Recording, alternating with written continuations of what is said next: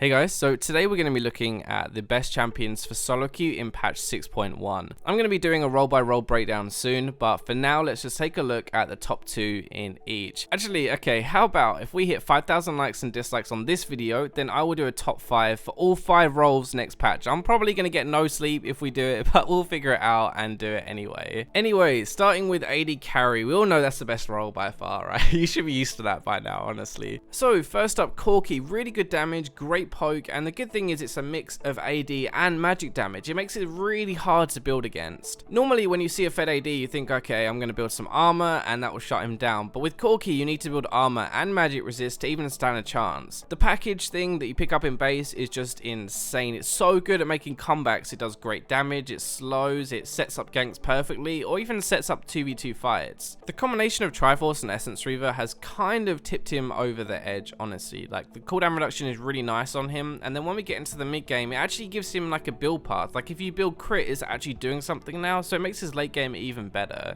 Corky has more burst than most AD carries, he has more poke than most AD carries. It doesn't really make sense, honestly. It's like a best hybrid between a mid laner and an AD carry. So taking our top spot for the AD carry role is Ezreal. I've actually just done an in-depth video on this guy, so feel free to check that out if you want to see how to play him properly. He has really good damage from range, and I think that's probably the biggest thing. Like, he's very safe, he can farm and poke with his Q in lane, and it's the same for team fights too. He isn't the best in lane, but he can easily win it if he lands enough poke. And then when we get into mid game, he has these huge power spikes where he gets some items, and that's where the game is the most important right now in this meta. Blue build is insane for kiting at the moment, but even with the Triforce Essence Reaver build, it's still a ton of damage. It's actually very hard to stop him having an impact. In team fights, he's always going to be doing damage. Even if he's not very close and you zone him out a little bit, it's no problem because you're just going to fire his Q off.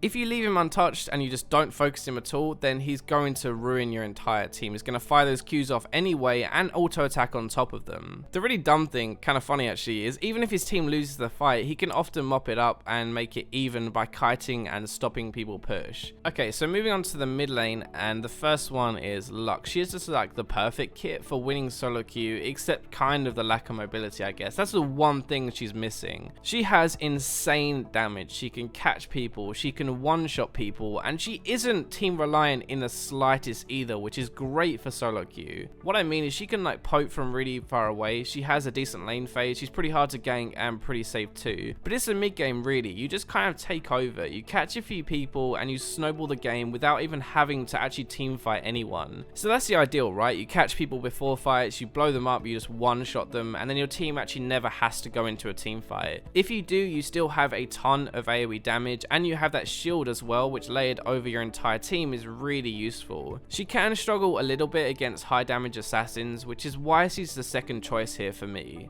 So taking the top spot, Ahri. What a surprise, right? Ahri at the top? No way, that's never gonna happen. She hasn't been good for ages. In case you didn't get that, that was just some lovely sarcasm. She's been so good for so long, and I don't want to talk about her anymore. There is just really nothing wrong with her. Like, she has amazing damage, a good lane phase, good mid to late, and can burst people. She can do persistent damage in team fights. She can even catch people with her charm. She was already strong in season 5, like she's been a staple for a good long time now, but she's done really well out the new season too. Like, Thunderlords is great on her, new item changes are really good too. Even the meta is good for her, like nothing is bad. She can do well against both control mages and assassins, so there's basically no downside to picking her. I guess really the biggest strength right now is that she's so good at roaming and snowballing the game. She can gap close insanely well into a lane and catch people. Like, by the time you see her on a ward, she's probably ulted in and charmed you anyway, and she only needs a few items to really pack a punch and start to one-shot people. Moving on to the jungle, taking our second spot is Elise, and this is kind of a new entry because of the new jungle item. The new AP jungle item, Runic Echoes I think it's called, really helps her out. It gives her a ton of damage and even better clear as well. She's kind of like an AP version of Lee Sin really, if you want to think about it like that. She has really high pressure, good clear, and really good ganks too. Elise doesn't have the best AP scaling, which is why you shouldn't just build flat AP on her, but she has really high base damage. It basically just means that she really benefits from Magic Pen more than anything else. And the good thing is you can also build tanky and still do a butt ton of damage because of that base damage. She's kind of like an anti-carry right now, especially anti-AD carry, which is why I hate her, but she's just very hard to deal with. Like, really high damage, damage, and even has a gap closer to get onto you. She has good poke with her spiders, which is especially good when you're sieging towers and does percentage health damage. She kind of fits into any comp really. Taking the top spot for the jungle is going to be Graves. I'm actually releasing a video on this guy this week, so I don't want to include too many spoilers, but basically he is just insane. Your Q does insane damage, especially when you're next to a wall. It can like almost one-shot someone. It's crazy. Your jungle clear is really good. Like your E helps with it. You have the pushback with your shotgun. Like basically in a nutshell, you take no damage while you're clearing if you do it properly. The change to smoke screen was actually really nice too. Now you can't see out of it at all, and it's really good for team fights or even just ganks as well. I think the biggest thing is honestly just how much burst he has going into the mid game. He can clear really fast, he ganks well, so he's almost guaranteed to like get ahead or at least be strong and have some items to do some damage. Season 6 has also been really good to him, just the item changes in general, because he works so well with armor pen. Like he has very high base damage, so armor pen is really good on him, and the new items have a lot of base armor pen attached to them, like Ghostblade and more of Malmortius, which boosts his damage even more. Malphite is actually really good in lane. He stacks armor, which gives him even more damage, and I definitely think he's underrated in lane. Like people underestimate him and end up dead. He's very good versus AD teams. Actually, that's an understatement. He's amazing against AD teams, and he's still pretty useful against AP mid laners just because of how much health he has. Carry laners are becoming like way more popular right now, which only makes Malphite an even better pick. The only way a carry laner is going to beat you is if they get ahead early, so if you don't screw it up, then you'll be fine once you have some armor. He has really good engage with his ultimate, which is fantastic for solo queue. Often the team engaging is the one that comes out on top. Grasp of Undying is just generally a really good thing for tanks right now, and he's kind of pretty easy to play actually. You kind of kill your opponent in lane, you roam around, and he has a very high impact naturally. I'm going to do something a bit different with the top lane. So basically there are two different playstyles, right? You have tanks and carry laners, so I'm going to give you one of each. Malphite is definitely the overall best top laner right now, but Fiora is kind of somewhere in the top 5, but she is the best carry laner. She's good at dueling, she wins most 1v1 fights, and part of that is because she has such crazy sustain with her ultimate. The reason she's so good for solo queue right now is because once she's ahead, she stays ahead. Like she's very hard to escape, she's very hard to kill with her riposte. That's the thing that blocks things, by the way. She's very mobile, she's kind of like a mix between a fighter and an assassin, and she just does so much damage. Right now it's good because she actually has a chance to beat tanks top lane, which is more than most carry laners, but even if she can't, she can farm and group mid game. The one downside is she doesn't really have much poke though. She's kind of like a Riven actually. If you sit back and do nothing, you're probably going to lose because you'll just get bullied, but if you pick good fights, then you're probably going to win. You do have a ton of damage. So same with the tops.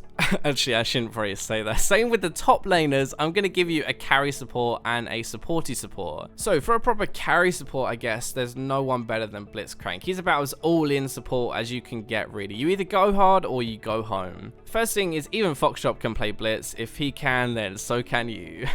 Natural lane pressure with his hook. People are afraid of it, and it just kind of lets your AD carry farm. Everyone knows this, but your hook can just gift kills to your AD carry, and part of that is because you have a surprising amount of burst damage. Frost Queen's claim is pretty crazy on him actually. Like you slow people into a hook and you do more damage. You're kind of more squishy, but still it's a lot of fun. Mid game he can have a really high impact. He can turn a lost game around with a god hook or just snowball the game by catching people to start a fight. He's very hit and miss because, well, you either hit or miss your hooks, so in theory you could just do nothing the entire game, but likely you'll have a really good impact. Nami is basically the best of both worlds. Her entire kit can be offensive or defensive. Your heal is actually good poke and sustain. It kind of works both ways. It helps even the worst AD carries get through the lane phase. She has good disengage and good engage with her bubbles or her ultimate, and Nami is actually very irritating to play against as an AD carry. She can bully in lane really well. Most of the time you're going to come out of lane either ahead or at least even, which transitions into a really good teamfight impact too. She has her ultimate, her bubble, her heal, her auto buff. Like all of those things can be really useful in a team fight. Because the lane phase matters so much more now, especially in bot lane, Nami is going to be one of the best picks honestly. Unlike most of the other defensive supports like Janna for example, she can actually have a more proactive impact in the lane and help to win it. Anyway, I hope you guys enjoyed the video. If you did, remember to like, subscribe, share, and I'll catch you in my next video.